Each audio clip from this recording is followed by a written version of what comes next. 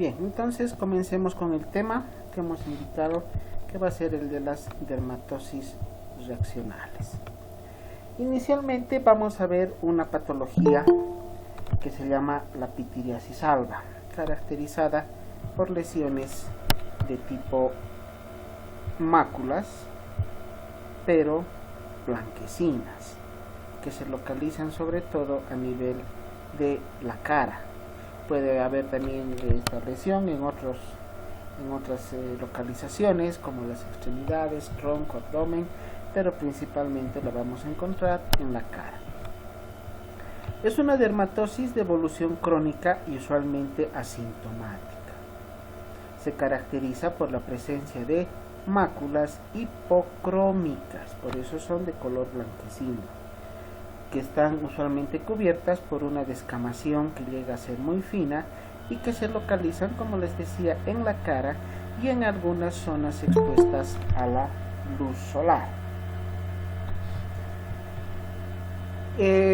La epidemiología nos indica que entre 1 a 5% de la población general pueden llegar a presentar esta patología de la pitiriasis alba, y sobre todo el porcentaje será mayor en pacientes atópicos, en pacientes que ya tengan antecedentes alérgicos.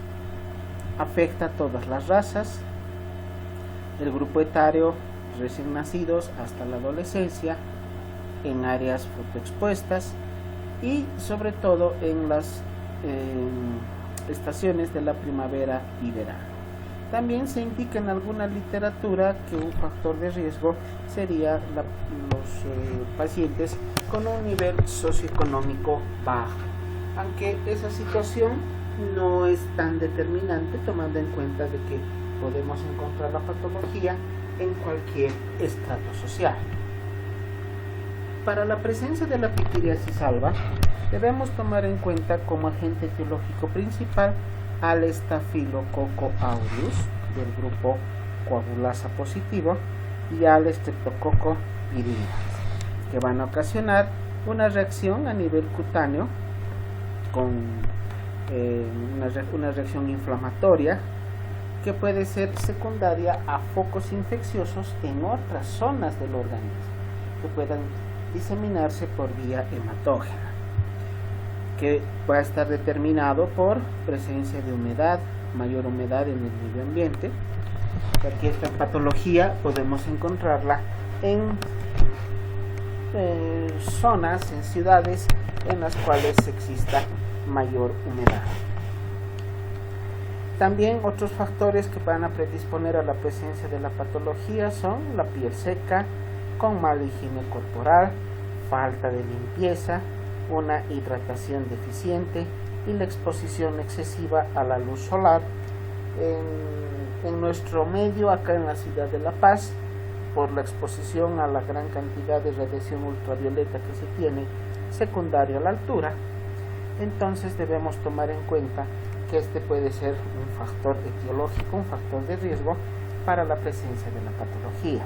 Es por eso que se recomienda en ciudades de altura que la exposición a la luz solar sea el menor tiempo posible y la utilización de un protector solar debería ser una normativa para todos. Las zonas que van a tener mayor predisposición para la presencia de la enfermedad es a nivel de la cara, en mejillas, en la región de los maceteros, zonas como la frente, las zonas periorbitarias, perinasales, peribucales. También podemos encontrar a nivel de los antebrazos, con la característica de que son las zonas que pueden estar expuestas cuando se utiliza una polera de manga corta, o también a nivel de la zona cervical, a nivel del cuello, que es otra zona también expuesta a la luz solar. La presencia de las manchas hipocrómicas tienen un diámetro aproximado entre 1 a 5 centímetros. Son lesiones hipopigmentadas, hipocrómicas, pero con una zona perilesional, la zona que está alrededor de la lesión, la que la circunscribe, que usualmente es de un color mucho más marcado, mal delimitadas y cubiertas de una descamación fina que puede llegar a desprenderse fácilmente. Estas lesiones usualmente son múltiples. Hay más de una lesión hipocrómica, más de una zona hipocrómica. Es muy raro que se presenten de manera solitaria. La evolución de la enfermedad es crónica, puede durar muchísimos años y como es asintomática, no es un motivo muy frecuente de consulta, sobre todo en niños, en adolescentes, en los cuales la parte estética no es de mucha importancia y suelen acudir a consulta cuando las lesiones aumentan en número, aumentan en tamaño y en algunas circunstancias por la descamación de la superficie, por esta descamación fina, pueda producir algo de prurito, rascado. En ese momento recién la patología será motivo de internación. Como una enfermedad en la cual vamos a encontrar lesiones hipocrómicas, debemos realizar un diagnóstico diferencial con otro tipo de patologías. Acá tenemos la lista de las enfermedades más frecuentes para esta finalidad. Tenemos a la dermatitis solar, la pityriasis versicolor, las eczematides, los nevos acrómicos. Ahí debemos hacer un paréntesis porque es una patología que tiene dificultades para el diagnóstico, la presencia de los lunares sin color, esos son los nevos acrómicos.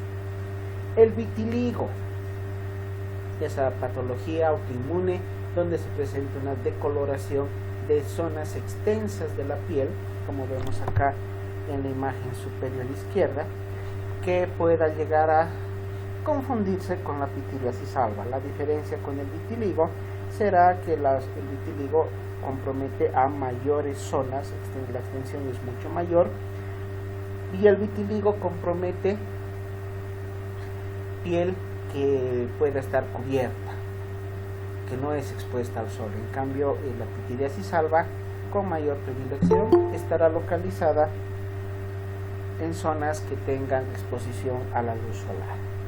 Y otras patologías menos frecuentes como la lepra, las hipocromías postlesionales, es común algunas cicatrices después de tratamientos quirúrgicos, pueden llegar a presentar decoloraciones. Líquen plano, líquen de tópico solar o la hipomelanosis. Estas patologías son mucho menos frecuentes que las que hemos indicado en la parte superior de la lista, pero de todas maneras deben ser tomadas en cuenta para el diagnóstico diferencial.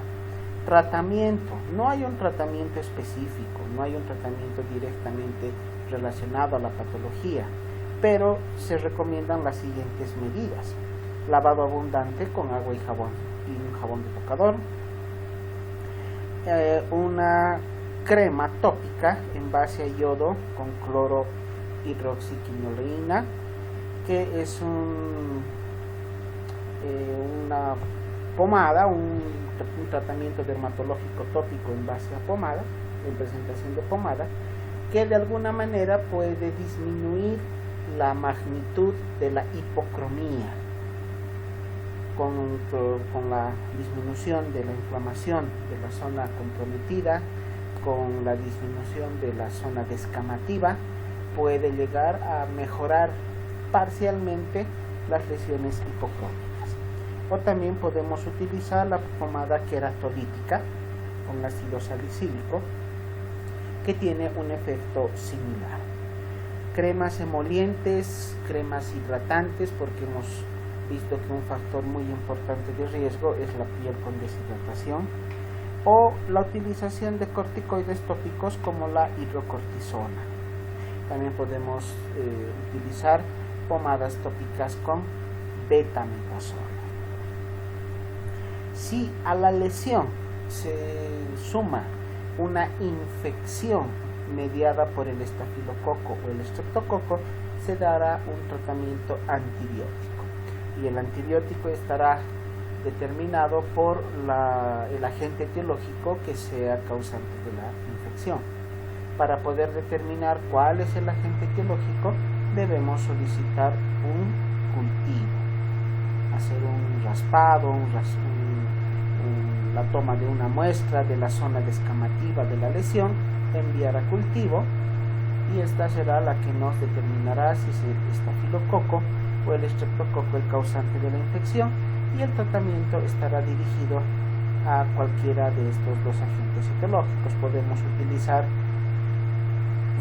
como tratamiento específico para el estafilococo la doxiciclina a dosis de 500 miligramos cada 8 horas.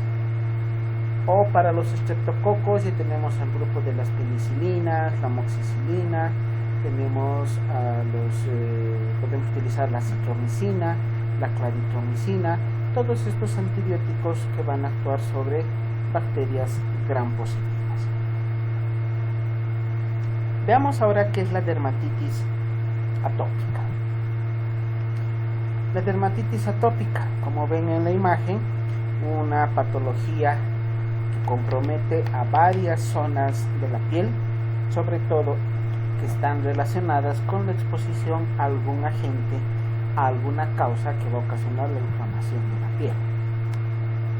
¿Cómo la vamos a conceptualizar a la dermatitis atópica? Como una dermatosis reactiva, que reacciona a algo, es secundaria a algo cuando la piel está en contacto con algún elemento o sustancia, y que va a ocasionar un prurito intenso, tiene una evolución crónica y lamentablemente recidivante, porque puede tener periodos de remisión de la enfermedad y posteriormente de sumarse a periodos de recidiva, de recaída. Se va a manifestar con la presencia de un eczema que es un proceso inflamatorio a nivel de la piel, que va a comprometer sobre todo a las zonas donde se encuentran pliegues cutáneos. Más común en la edad de la lactancia, menos frecuente en la edad de la niñez y la adolescencia, y excepcionalmente rara en los adultos. No se tiene una causa etiológica determinada de manera específica, pero se debe tomar en cuenta los antecedentes personales, sobre todo de atopías. ¿A qué llamamos atopías? A los antecedentes alérgicos. Si un paciente tiene antecedentes personales o antecedentes familiares de alergia, entonces esta será una de las, o se considerará como un factor de riesgo para la presencia de la dermatitis atópica. Cuando hablamos de atopía, estamos hablando de una reacción de tipo alérgica.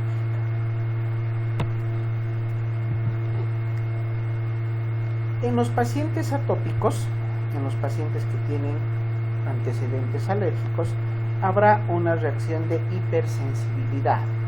En inmunología se aprende que la reacción de hipersensibilidad tiene sus variantes. Acá hablaremos de la hipersensibilidad tipo 1. Esta hipersensibilidad producirá una relación muy importante entre la dermatosis atópica con el asma o con la rinitis asmática o rinitis alérgica. Ambas también enfermedades consideradas alérgicas secundarias a contacto del paciente con algún elemento alergénico, que será el que va a desencadenar la reacción de broncoconstricción o de inflamación de la mucosa nasal. La relación que existe entre la dermatosis atópica con el asma y con la rinitis alérgica se podrá encontrar en aproximadamente el 70% de los pacientes. Y como es una reacción, es una patología reaccional que puede ser mediada por algunos otros elementos que produzcan esta reacción antígeno-anticuerpo, que es el que desencadenará por la acción del sistema inmunológico la reacción de la alergia, También debemos tomar en cuenta factores psicológicos. Al igual que en el asma bronquial, los estados de depresión, de miedo, tristeza, pueden ser los desencadenantes de un cuadro asmático, de una crisis asmática, por la alteración que produce las lesiones de tipo psicológico y hasta psiquiátrico en la liberación de ciertos compuestos hormonales que van a producir broncoconstricción, o en el caso de las patologías cutáneas de la dermatosis atópica producirán este tipo de reacción alérgica a nivel de la piel. Por lo tanto, en la evolución de la enfermedad vamos a tener inicialmente a la patología cutánea representada por el eczema alérgico o eczema atópico, que se va a sumar a lo que es el cuadro de una rinitis alérgica, y finalmente podemos encontrar inclusive hasta situaciones de asma. Por lo tanto, la dermatosis atópica es una patología con una patogenia de reacción alérgica muy importante, que no solamente va a comprometer la piel, sino también otras zonas, sobre todo de aparato respiratorio. Para que se presente la lesión cutánea, debemos repasar esta parte donde nos indica que se altera principalmente la barrera cutánea. Esta barrera cutánea, la piel íntegra, la piel que no tiene ningún tipo de lesión, la piel normal, como vemos en esta gráfica de la izquierda, la piel tiene una gran concentración de agua. Gracias al control que existe con las glándulas sudoríparas, que son las que ayudarán a eliminar agua a través de la sudoración, la piel se pierde en condiciones... ¿Doctor? ¿Sí? ¿Sí? Perdón, ¿alguien me hablaba? Sí, doctor. Se está cortando mucho su internet, doctor, y no se le entiende muy bien. A ver, permítame solucionar esta situación un momentito, por favor.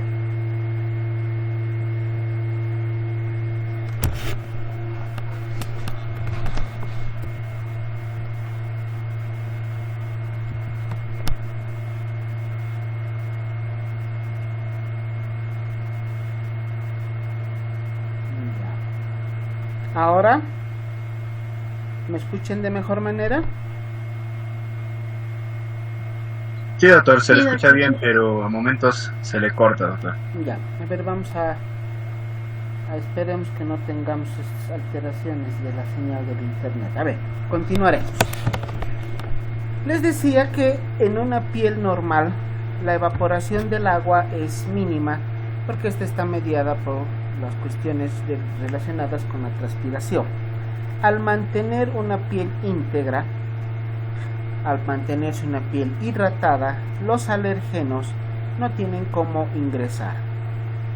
En cambio, en una piel seca, en una piel deshidratada, la evaporación de agua de la piel será mucho mayor, y esto va a predisponer a que sobre una piel ya seca, que pueda crear fisuras, grietas, los alergenos puedan ingresar al interior de la piel, y esta sea la causa por la cual se produzca la reacción de tipo alérgico. Acá tenemos las lesiones morfológicas más comunes para la dermatosis atópica. Como se fijan, la localización es muy variada: la cara, las manos, a nivel del tórax y extremidades, a nivel de todo el tronco, o inclusive en extremidades inferiores. La variedad de lesiones que se pueden presentar es amplia, desde zonas o lesiones maculares, como las que vemos acá al lado izquierdo, hasta lesiones papulosas, papulovesículas en esta imagen central superior. Lesiones maculares, estas sí asemejan mucho más a una urticaria o una alergia de tipo alimenticio, porque las alergias alimenticias tienen esta característica, pero acá con una variedad, lo que son las lesiones en sello, ¿no? O en anillo, donde una parte externa está con la lesión y la parte central está con piel conservada, con piel sana. O podemos tener este tipo de lesiones que se nota que eran pápulas previamente, acá, tanto acá en este tobillo como pierna, y acá en la zona, en la imagen central del tórax. Estas son pápulas que ya han sido rascadas. El prurito ha sido tan intenso que el paciente se ha rascado y ha sacado las pápulas y quedan estas manchitas negras, ¿no? A eso se llaman pápulas decapitadas, que son lesiones papulares que por el intenso prurito han sido rascadas y salieron de la piel. Este tipo de lesiones, cuando encontremos este tipo de lesiones, debemos ya ver, debemos sospechar que el paciente está con un prurito muy intenso, que a pesar de que lesiona la piel, a pesar de que se produce heridas, hasta sangrado de la piel por el rascado intenso, el prurito es mucho mayor y esto va a motivar a que el paciente pueda presentar este rascado. El cuadro clínico de las dermatosis atópicas suele iniciarse a nivel de la cara y luego va a presentar extensión hacia la zona de la piel cabelluda. Aquí hagamos un paréntesis para realizar una aclaración, ¿no? No llamamos cuero cabelludo, los humanos no tenemos cuero, los animales tienen cuero, los humanos tenemos piel, y la zona de la cabeza donde están los cabellos debemos denominar como piel cabelluda, no como cuero cabelludo, ¿ya? Entonces, estas lesiones de la dermatosis atópica iniciarán a nivel de la cara y luego se extenderán a otras zonas como la piel cabelluda, zonas retroauriculares, posteriormente pueden pasar al tronco, hacia el tórax, abdomen y finalmente hacia las extremidades. Cuando se presenta en la cara, usualmente respeta el triángulo central de la cara, que está conformado desde la base de la pirámide nasal hasta las zonas prelabiales. Las lesiones características de esta dermatosis atópica son eritemas, zonas eritematosas, manchas rojizas iniciales que posteriormente se acompañan de pápulas. Ya las pápulas son las que presentan este prurito intenso y serán motivo de rascado. Perdón. ¿Sí?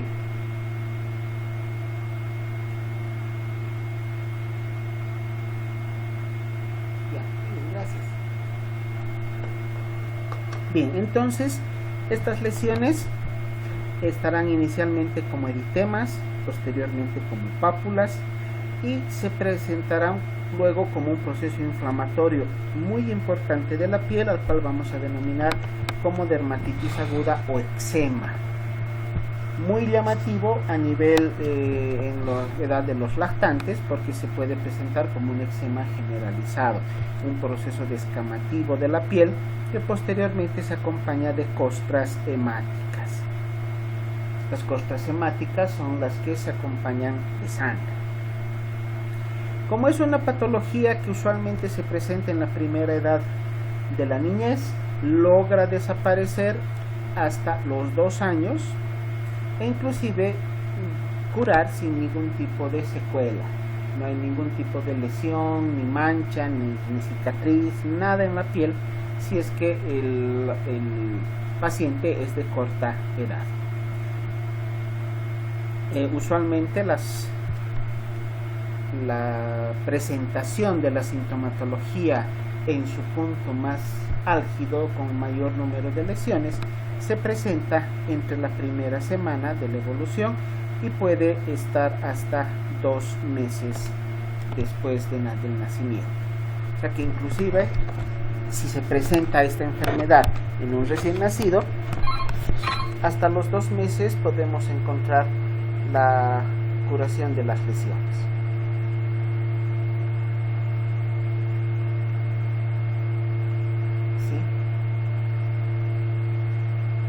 Sí, pero estamos a espera de su laboratorio. Sí, exactamente. Ya, muy bien, gracias. Bien, también podemos encontrar esta patología, la dermatosis atópica, en pacientes ya en edad de la niñez o la adolescencia, hasta los 14 años, donde el compromiso será sobre todo a nivel de los pliegues de flexión, en zonas de codos, rodillas, zonas inguinales, muñecas, en todas las zonas donde exista un pliegue de flexión. Las lesiones estarán caracterizadas por la presencia de placas con eczema, estas lesiones inflamatorias descamativas o inclusive liquenificadas. En esta edad, que ya es una edad mayor de la que habíamos visto previamente, puede presentarse sobre todo a nivel de la zona de los pies, de la planta de los pies, y denominaremos como dermatitis plantar juvenil. Una patología relativamente frecuente en la juventud que se caracteriza justamente por la presencia de estas lesiones descamativas, lesiones inflamatorias, lesiones pruriginosas, eritematosas a nivel de la planta de los pies, que en muchas circunstancias llega a confundirse con el famoso pie de atleta. Pero el pie de atleta es otra cosa, ¿no? Es una micosis, una infección por hongos, pero en un paciente que no tenga esos factores de riesgo para una micosis, la característica de la presentación clínica asemejará a lo que es una micosis en un paciente que tenga la dermatosis atópica. Cuando el grupo etario es mayor, inclusive hasta los 23-25 años, las lesiones se presentarán sobre todo en superficies de flexión a nivel de las extremidades. Y las zonas con mayor compromiso podrán llegar a ser el cuello, la nuca, sobre todo a nivel de la zona cervical posterior, ¿no? Dorso de las manos, zonas inguinales y zona de los genitales. Estas lesiones estarán caracterizadas de igual manera con la presencia de lesiones de eczema y placas de liquenificación, que son las que van a producir el proceso de descamación, de inflamación de la piel y posteriormente de descamación. Acá tenemos un esquema que nos indica, de acuerdo al grupo etario, dónde será la localización más frecuente: bebés y lactantes, mejillas, cara, piel cabelluda, perdón, ahí hay un error de la gráfica, a nivel de tronco y extremidades en las caras extensoras, en las zonas de extensión. En niños y en adultos la localización no es muy diferente una de otra, simplemente que a nivel de los adultos puede comprometer inclusive a nivel de la zona de los genitales. Pero básicamente la característica principal en cuanto a la localización es las zonas de flexuras. Para poder hacer el diagnóstico requerimos criterios. Tenemos criterios mayores, principalmente el prurito, patología de presentación crónica y recurrente, la morfología característica de estas lesiones eritematosas y papulosas y con la distribución de acuerdo a las gráficas que hemos visto, y una historia personal o familiar de atopía, o sea, un antecedente de que el paciente o sus familiares hubieran tenido antecedentes de alergia. Estos se consideran criterios mayores. Los criterios menores serán la cerosis, la sequedad de la piel, queratocistilar, que es una queratinización mayor de la piel, un aumento de las capas de queratina, la presencia de pitiriasis alba, el eczema del pezón, la keilitis, que es la lesión de las zonas de los ángulos de la boca, grietas a nivel de los labios, pero en las zonas externas, conjuntivitis, oscurecimiento periocular o lesiones hipercrómicas en la zona periorbitaria, y el queratocono, que ya es una lesión de tipo oftalmológico. Estas últimas se consideran entonces como criterios menores. Para poder hacer el diagnóstico se necesitan por lo menos 3 criterios mayores y 1 o 2 criterios menores. En base a la suma de criterios daremos el diagnóstico de la dermatosis correspondiente. Los diagnósticos diferenciales deberán ser realizados con la dermatitis seborreica por la presencia de seborrea, de mayor secreción de grasita a nivel de la piel, dermatitis de contacto, que es una lesión de la piel que se produce por una reacción inflamatoria cuando la piel entra en contacto con algún elemento irritante o ante el cual la piel tenga alergia, como puede ser lana, una ropa de lana, alguna joya, algún elemento de limpieza personal, como será un jaboncillo, una loción de tocador, un perfume, o inclusive algunas joyas que se ponen, cadenas, aretes, anillos. Este contacto con algunos elementos produce las dermatitis de contacto, ¿no?, que van a llegar a ocasionar lesiones muy similares a las de la dermatosis atópica. También debemos tomar en cuenta a las infecciones bacterianas e inclusive a la sarna, esa patología producida por el Sarcoptes scabiei, que se conoce como sarcoptosis, ¿no? Estas son las lesiones de sarcoptosis, lesiones eritematosas, papulosas, pero que tienen esta característica de costras amarillentas, costras mielicéricas porque son costras como la miel. La imagen de abajo nos muestra un impetigo por infección bacteriana, zonas eritematosas pero con puntitos blancos, con pápulas y puntitos blancos donde se encuentra material purulento. Son las principales patologías con las cuales deberemos realizar un diagnóstico diferencial. Complicaciones que se pueden encontrar en esta patología: infecciones bacterianas secundarias, dermatitis por contacto, algún otro tipo de patología infecciosa, sobre todo viral, pero esto mediado por un sistema inmunitario muy deprimido, porque la presencia de infecciones bacterianas infecciones virales en la piel no es muy común, no es muy frecuente. Necesitaremos de un factor de riesgo que será los estados de inmunosupresión.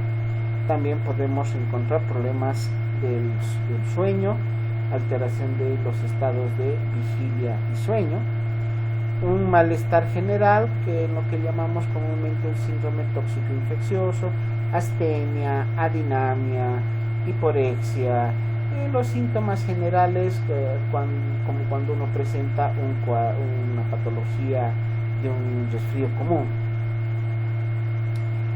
Podemos tener también como complicaciones situaciones en las cuales el tratamiento corticoide no será efectivo. No habrá una respuesta adecuada al tratamiento antiinflamatorio, la piel está inflamada, utilizamos un corticoide, pero no llegaremos a tener la respuesta necesaria, la respuesta correspondiente, por lo que se llama córtico rebote, ¿no?, por una falta de respuesta del organismo al tratamiento con el corticoide. Como tratamiento, sobre todo, medidas generales: mantener la higiene de la piel lo más que se pueda, siempre recomendar un lavado permanente con agua y un jabón de tocador, pero ahí sí que debemos recomendar al paciente que si la causa de la atopía, la causa de la reacción dérmica es el contacto con el jaboncillo, con la loción de tocador, entonces cambiar de marca, cambiar a otra que no llegue a ocasionar este tipo de lesiones. Vestir ropa que no llegue a friccionar la piel, mantener las uñas cortas, evitar el uso de cualquier tipo de detergente que produzca hipersensibilidad.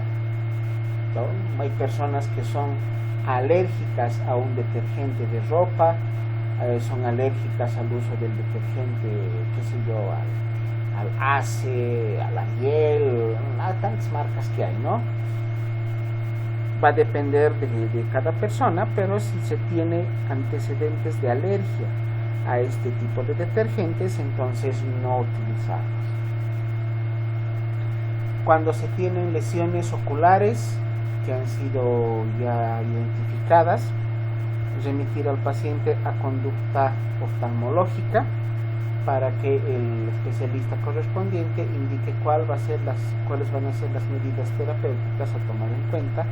La vitamina D como una vitamina que es antioxidante, que evita el envejecimiento de la piel, ayuda también en el proceso del tratamiento para evitar que la lesión de la piel sea más evidente. Y el uso de emolientes o hidratantes para evitar, para sacar este factor de riesgo que es el de la piel seca. En una piel hidratada, piel íntegra, que tiene su adecuada concentración de agua, la posibilidad de que los alergenos ingresen al interior es muy reducida y por lo tanto el usar emolientes será un factor que evitará la lesión de la piel, la sequedad de la piel y por ende el ingreso de los elementos alergénicos. Como tratamiento farmacológico podemos utilizar sobre todo los antihistamínicos. Como es una lesión alérgica, hay una reacción alérgica mediada por el sistema inmunitario, liberación de mastocitos, liberación de histamina, entonces el tratamiento antialérgico está mediado principalmente por el uso de antihistamínicos, a los cuales podemos sumar benzodiazepinas si es que el proceso de alergia y de prurito es tan intenso que al paciente puede alterarlo hasta emocionalmente. Entonces una benzodiazepina está indicada no para el control de la alergia, sino del estado general del paciente para mantenerlo más tranquilo e inclusive hasta sedado. Podemos también utilizar esteroides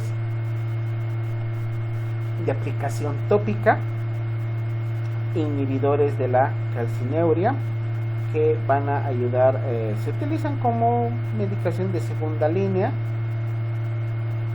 sobre todo utilizado en niños menores a 2 años, que producirán un efecto similar al de los corticoides. Antibióticos en el caso de que las lesiones estén sobreinfectadas por bacterias, y antivirales como la ciclovir en casos de que la infección se llegue a comprobar que es de etiología viral. También podemos usar la talidomina, los inmunomoduladores. Este grupo de medicamentos son más frecuentes de utilizar, sobre todo en el tratamiento de patologías inmunológicas como la artritis reumatoidea. Aquí tenemos a la ciclosporina, a la satioprima, entre otros que se utilizan para enfermedades del grupo de las colagenopatías o inclusive hasta tratamientos para alguna variedad de neoplasias. La fototerapia y el uso de los citotóxicos está muy controvertido. La fototerapia, sobre todo, hay algunos estudios que indican que puede reducir la magnitud de los síntomas, pero no se ha llegado a comprobar adecuadamente que se tenga una mejoría muy marcada con el uso de la fototerapia. Por lo tanto, el uso de los antihistamínicos, los corticoides y las benzodiazepinas debemos tomarlas en cuenta como un tratamiento de elección. Cuando se tiene reacciones reacciones dermatológicas al uso de los medicamentos. Llamaremos dermatitis o dermatosis medicamentosas. Este tipo de lesiones, también denominadas como farmacodermias, lesiones de la piel por uso de fármacos, va a depender del tipo de medicamento que se usa. Ahí debemos tomar como punto de partida el conocimiento farmacológico que ya hemos adquirido, donde hemos aprendido que muchos medicamentos, como reacciones colaterales o reacciones adversas, pueden ocasionar lesiones de la piel. Les menciono simplemente un grupo que son los del esquema de tratamiento antituberculoso. Estos medicamentos realmente son muy lesivos. Aparte de producir una hepatitis medicamentosa, pueden producirnos una dermatosis medicamentosa. Pero también existen otros medicamentos como antibióticos, las sulfas, la penicilina, la amoxicilina, que alguna vez posiblemente hayan tenido la oportunidad de ver un paciente que luego de consumir este tipo de fármacos se llenan de granitos, que presentan una erupción papulosa generalizada con un eritema muy marcado y que pueden tener un prurito también intenso.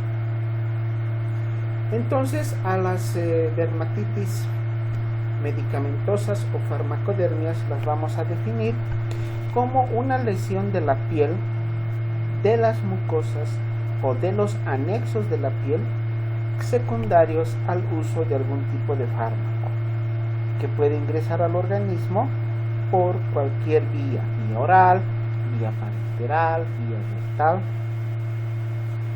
como es la mayor parte de los medicamentos, es vía parenteral o vía oral.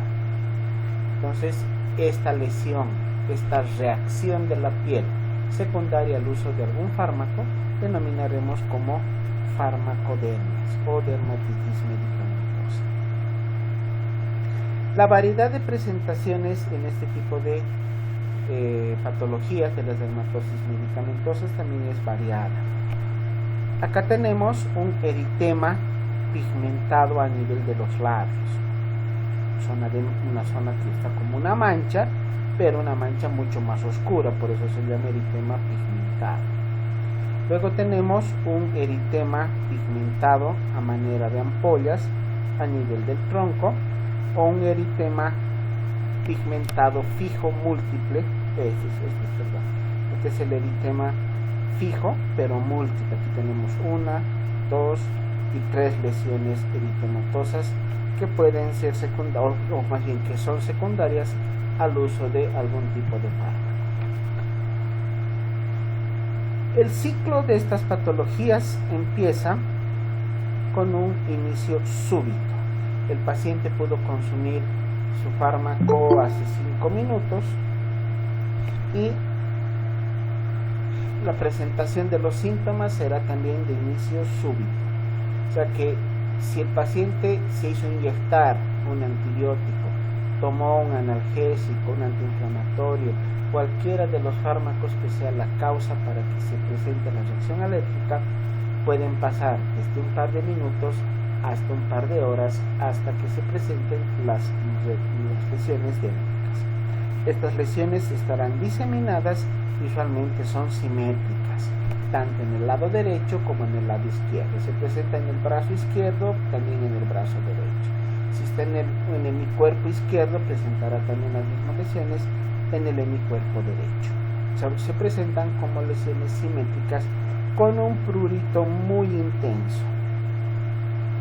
Y todas ellas tienen la característica de presentar una lesión, una base eritematosa, una mancha rojiza, muy llamativa, muy marcada,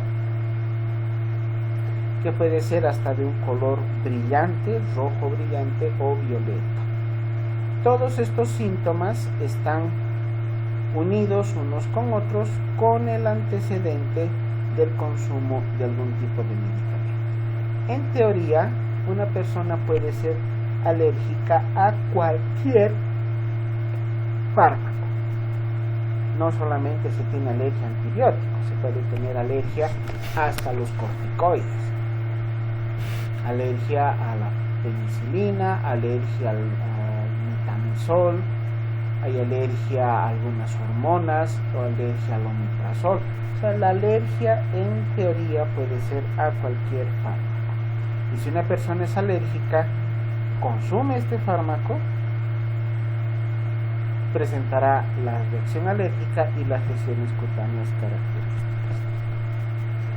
La lista de medicamentos que ocasionan alergia es muy extensa.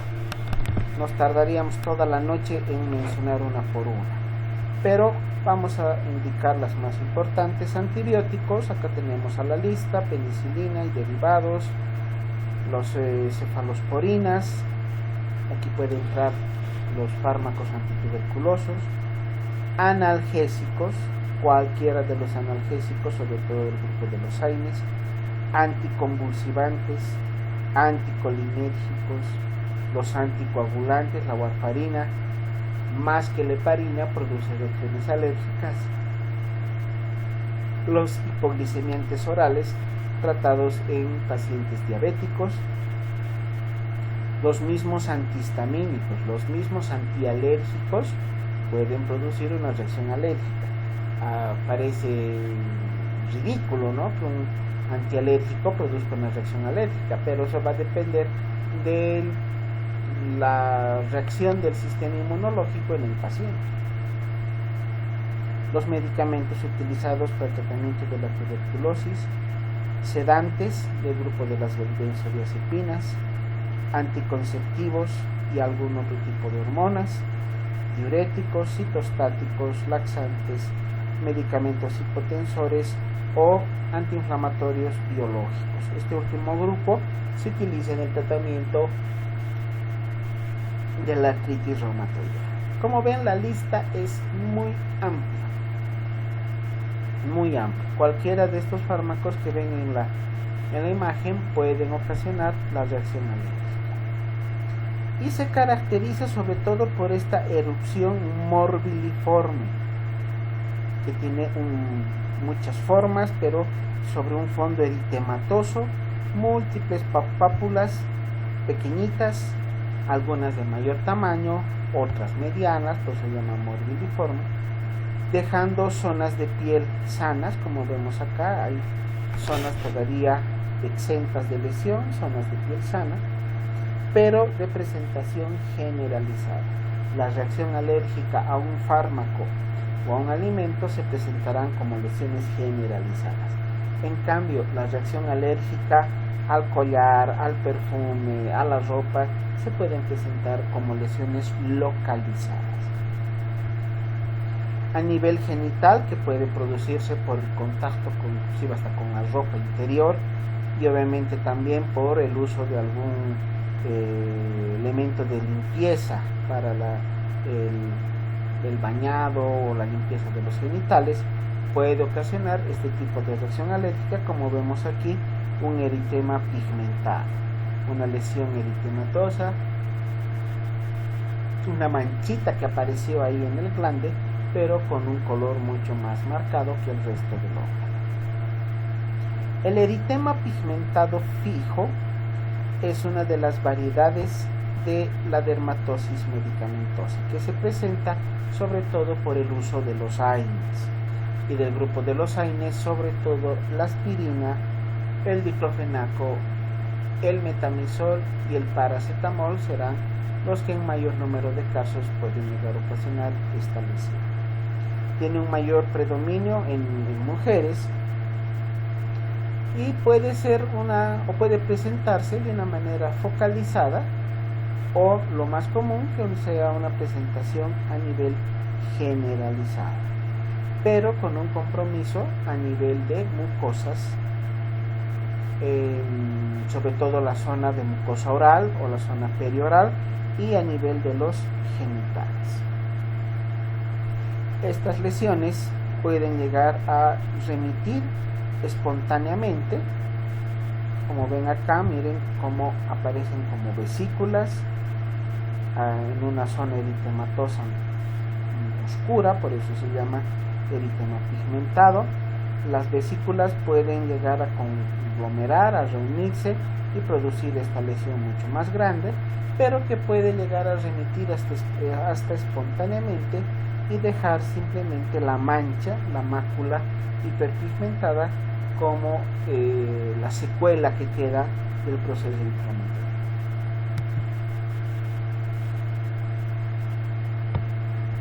Como etiopatogenia del eritema hiperpigmentado, vamos a indicar que el uso de los fármacos, el contacto del medicamento con el organismo, va a ocasionar la liberación, la reacción del sistema inmunológico con la liberación de mastocitos y macrófagos que pueden llegar a localizarse a nivel de la zona, así de pequeñas zonas de la piel, que ocasionarán este tipo de lesiones circulares o semicirculares, pero caracterizadas por una zona hiperpigmentada. Los fármacos que pueden producir esta lesión en un mayor número de casos tenemos a la fenolftaleína, las pirazolonas, las sulfonamidas y sobre todo los AINES.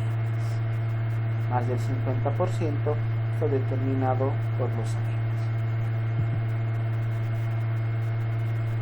Las erupciones morbilliformes, que son lesiones de diversas formas, de diversas características, es otra variante de las dermatosis medicamentosas que se producen sobre todo por antibióticos.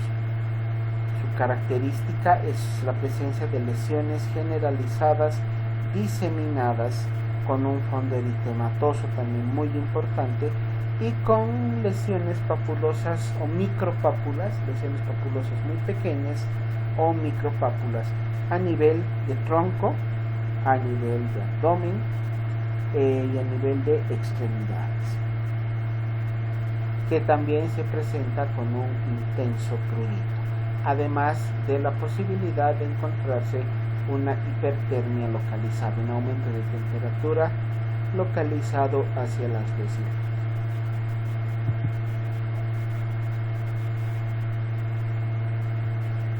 Entonces, el grupo de los antibióticos será el que más frecuentemente ocasionará esta variante, el eritema morbilliforme, y dentro de los antibióticos la penicilina, la ampicilina, la amoxicilina, que es su primo hermano, las sulfamidas, pirazolonas, los nitrofuranos, un antibiótico que se usa muy frecuentemente en la infección urinaria, que es la nitrofurantoína.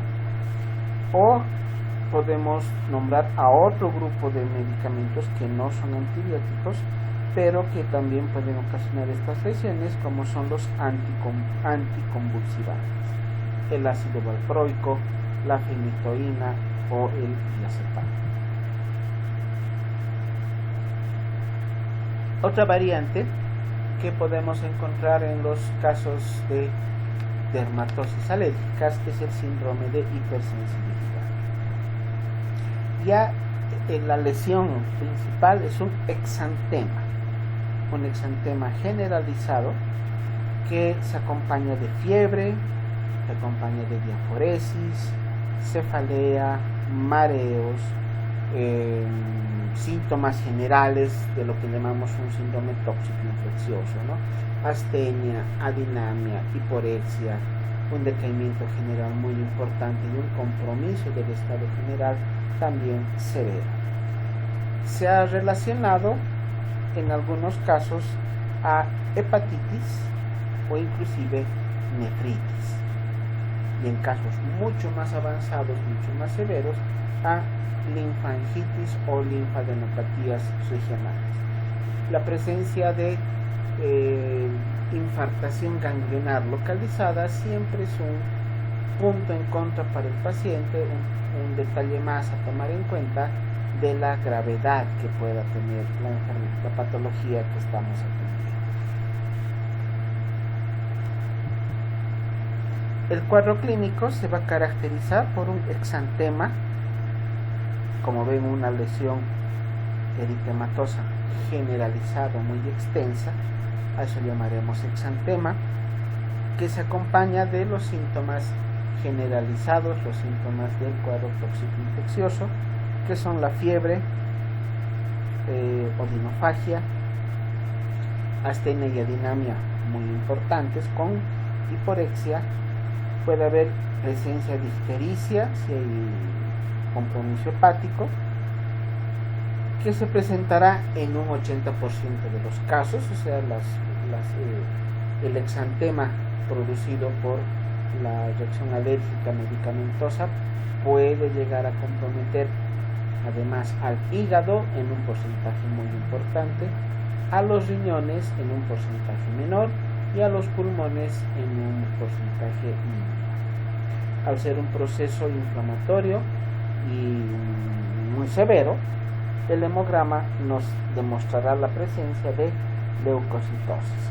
Y como en todo cuadro alérgico, creo que eso de fisiología ya hemos aprendido, que el recuento diferencial de leucocitos vamos a encontrar característicamente eosinófilos elevados. Esto nos han enseñado en fisiología, ¿no? Que los eosinófilos se elevan o en una reacción alérgica o en una patología parasitaria. En este caso tendremos entonces leucocitosis más eosinofilia. El tratamiento. Si la causa de la reacción alérgica es el uso de un medicamento, la primera medida a adoptar es suspender el medicamento responsable. Si son varios medicamentos que el paciente usa, está hospitalizado y tiene varias indicaciones, y presenta una reacción alérgica y no sabemos cuál será el fármaco ocasionante, lo mejor es suspender todo el tratamiento hasta que remitan las lesiones. Como es una patología que presenta datos de atopía, prurito, reacción eritematosa, exantemática, también el uso de los antihistamínicos por vía sistémica debe ser una de las primeras medidas a adoptar. Luego debemos realizar el tratamiento de algunas complicaciones que pueda presentar la piel, como son la resequedad, para utilizar alguna crema hidratante. Por lesión del epidermis se puede encontrar un desequilibrio electrolítico. Si encontramos estos datos a través de un ionograma, entonces podemos o debemos realizar la reposición de electrolitos de sodio, de potasio, dependiendo de los valores que tengan en el ionograma, para hacer los cálculos correspondientes. En casos muy severos, pero muy severos, con compromiso cutáneo muy importante, alteraciones laboratoriales también muy severas, el tratamiento estará dirigido a utilizar prednisona a dosis inmunosupresora. ¿Cuál es la dosis inmunosupresora de la prednisona? 1 miligramo por kilogramo de peso por día. La dosis usual de la prednisona como antiinflamatorio son 5 hasta 15 miligramos. En cambio, la dosis inmunosupresora, la dosis para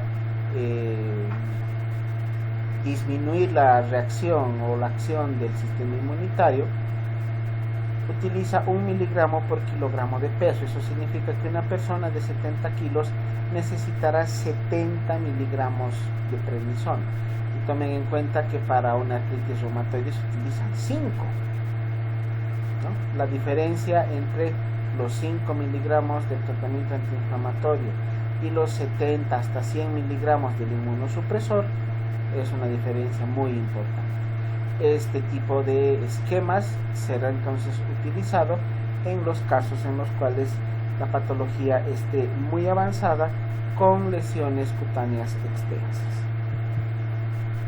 La dermatitis seborreica, que también se denomina pitiriasis simple, pitiriasis furfurácea, pitiriasis capitis, que se presenta en la cabeza.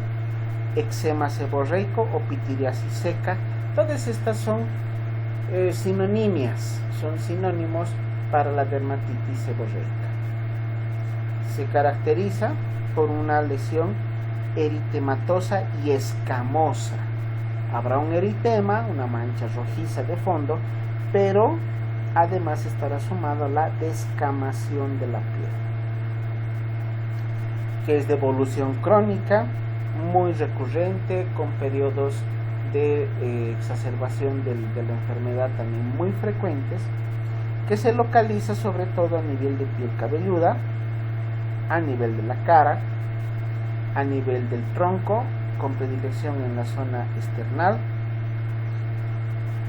y también a nivel de las zonas a nivel de la zona interescapular.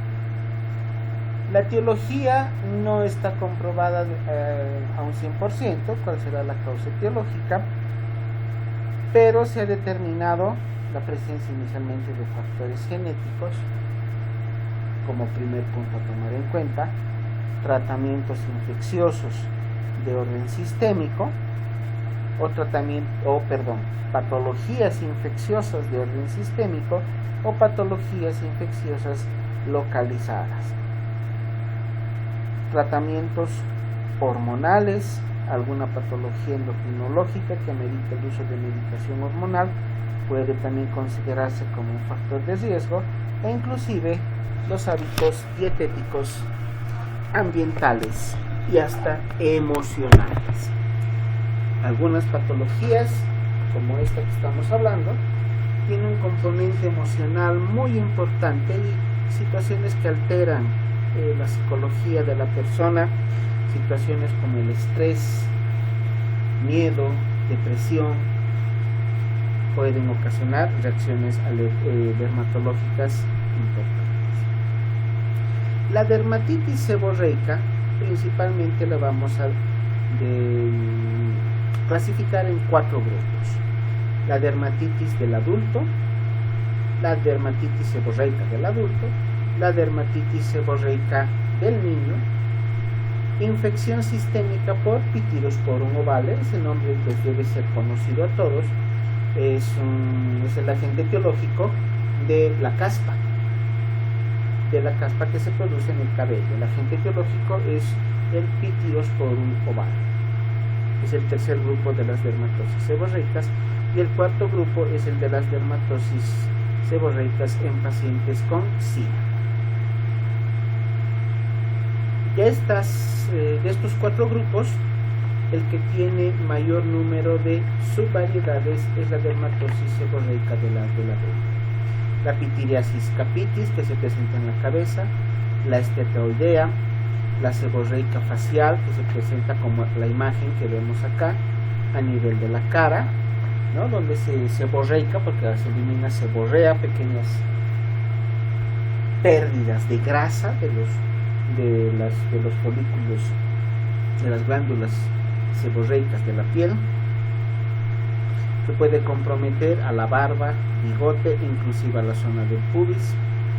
Eczemátides seborreicas, que también son lesiones a manera de eczemas, zonas descamativas, pero que además acompañan de pérdida de la grasa de la piel. Este grupo de las lesiones seborreicas del adulto, de todas estas,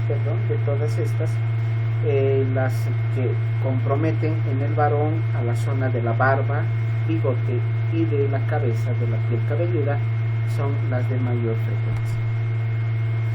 Pero en los niños también se puede encontrar a nivel de la zona de los genitales. Tenemos una pitiriasis capitis infantil acá en la cabeza, una dermatosis seborreica facial. Fíjense cómo estas zonas blanquecinas, sobre todo acá a nivel del pliegue nasogeniano, en la zona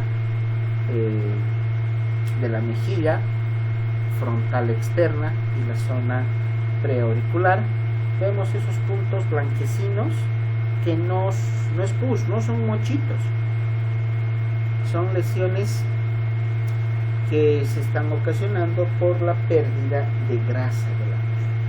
La piel tiene grasa, que gracias a eso la piel es lubricada, pero en las dermatitis seborreicas se presentará pérdida de cantidades importantes de grasa a nivel de la piel por la inflamación y el compromiso que existe en las glándulas sebáceas. La pitiriasis capitis o pitiriasis zika también afecta a la piel cabelluda. Puede ser a nivel localizado o en toda la extensión de la piel cabelluda. Se llama capitis porque afecta al cabello, a la cabeza. En cambio, la pitiriasis esteatoide va a tener una presentación más difusa a nivel de la piel cabelluda, sobre todo respetando las zonas de implantación del pelo a nivel de la zona frontal, ¿no? Y que puede diseminarse luego hasta las zonas laterales, parietales y terminar en la zona occipital, ocasionando la lesión que se conoce como corona seborreica. Toda la línea de implantación del cabello se verá comprometida con esta lesión.